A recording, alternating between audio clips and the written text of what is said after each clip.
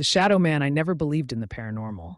Ghost stories, horror movies, eerie legends, they were just entertainment. But something happened to me that I still can't explain.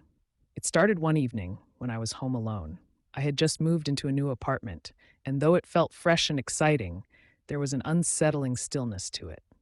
That night, I lounged on my couch, scrolling through my phone.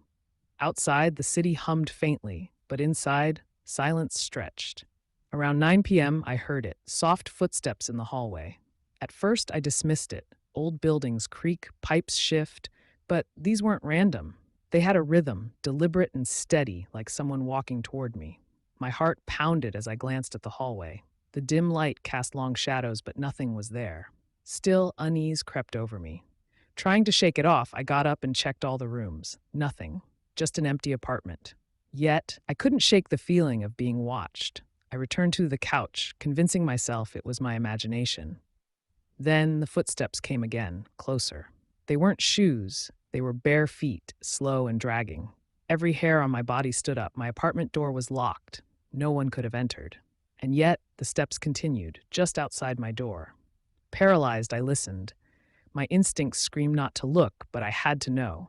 I walked toward the hallway, phone flashlight in hand, and then I saw it. At the far end, just beyond the reach of the light, stood a shadow, tall, thin, motionless. Not a trick of the light, not my imagination. It was there. Cold dread seized me.